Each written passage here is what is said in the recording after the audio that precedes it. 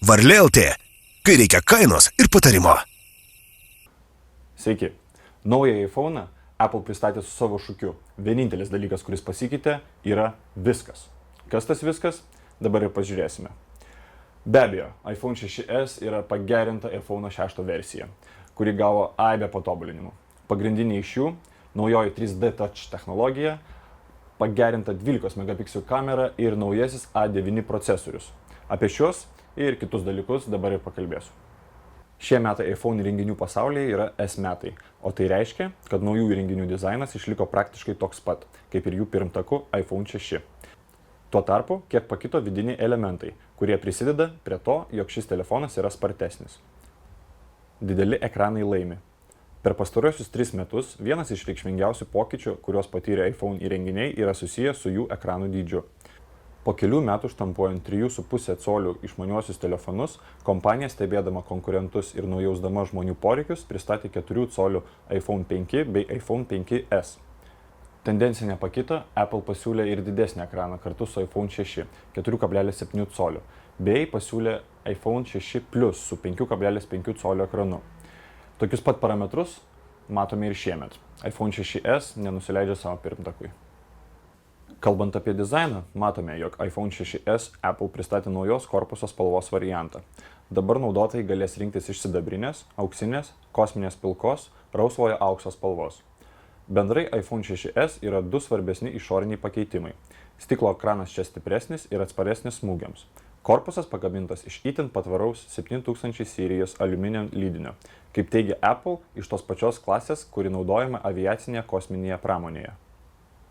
Taigi panašu, kad naują iPhone telefoną tikrai būtų sunkiau sulenkti. Pabandykite. iPhone 6s išskirtinumas 3D Touch technologija, kuri padaro telefoną itin jautrų paspaudimams ir tokiu būdu suteikdama galimybę daugybę veiksmų atlikti greičiau, perkelia sąveikos su išmaniuoju būdą į aukštesnį lygmenį. Technologija 3D Touch tikrai palieka įspūdį. Sąsaja realiuoju laiku reaguoja į paspaudimų stiprumą, o skaitmeninės programėlės dabar yra tarsi dinamiški objektai. 3D Touch leidžia jų nepaleidžiant atlikti su jomis veiksmus. Ši technologija lemia, kad sąveikoje piršto judesiais su išmaniuoju atsiranda dar vienas būdas. Aišku, kol kas jis gali būti šiek tiek neįprastas ir kai kuriems atrodo visai nereikalingas, bet tai tik laiko klausimas. Dabar pažvelkime į kameras. Apple labai priešinosi pikselių padidinimui. Mat, kuo daugiau jų išdėstoma ant to paties dydžio jutiklio, tuo didesnė temperatūra, daugiau triukšmo ir mažesnis vaizdo tikslumas. Bet iPhone 6s čia įvyko pokyčiai. Išaugo kameros pikselių skaičius, bet kokybė nenukentėjo. Nors abiejų kamerų raiška išaugo, didesnė dėmesio verta priekinė.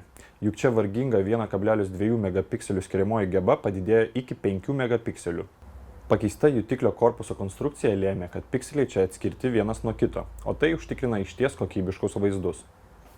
Tačiau svarbiausias dalykas, ką verta žinoti apie iPhone 6s kamerą, jog ji leidžia filmuoti 4K raiška. Taip pat pats telefonas leidžia nufilmuotą turinį redaguoti. Kalbant apie kameras, verta paminėti, jog čia gamintojas pristatė naujovę – Live Photos funkcija, kurios esmė yra užfiksuoti akimirkas iškart prieš ir po nuotraukos. Šią funkciją išties malonu naudotis, nors tiesa, ji turi tam tikrų trūkumų. Nuotrauka daroma įprastiniu būdu, tačiau kamera vaizdą fiksuoja 1,5 sekundės iki ir po mygtuko paspaudimo. Tokios nuotraukos užima mažiau talpos nei vaizdo įrašai, tačiau atrodo taip pat, mat gaunamos judančios nuotraukos. 4K vaizdo įrašai ir 12 megapikselių kameros fiksuojami vaizdai užima tikrai nemažai vietos. Todėl, kalbant apie vidinę talpą, galima būtų pakritikuoti Apple už tai, jog atsisakė 32 GB varianto. Naudotojams bus prieinami 16, 64 ir 128 GB vidinės talpos modeliai. Apple A9 procesorius lemia, jog įrenginys veikia tikrai greitai. Telefono atrakinimas pasitelkiant Touch ID užtrunka tik akimirką. Tokie pajėgumai prisideda prie to, jog nuo vieno įkrovimo iPhone 6s veikia tiek pat, kiek ir jo pirmtakai – vieną dieną. Na arba kiek daugiau jei įjungiamas energijos taupimo režimas. Nesunku pastebėti, jog baterijos įkrovimo procese Apple dar nepasiūlė jokių inovacijų. iPhone 6s vis dar reikia laidinio įkrovimo ir mažiausiai 2 valandų tam, kad telefonas galėtų pasikrauti iki 100%.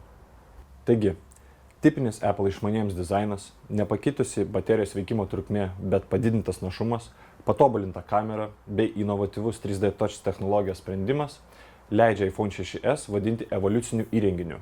O ką manote jūs? Varlė LT, kai reikia kainos ir patarimo.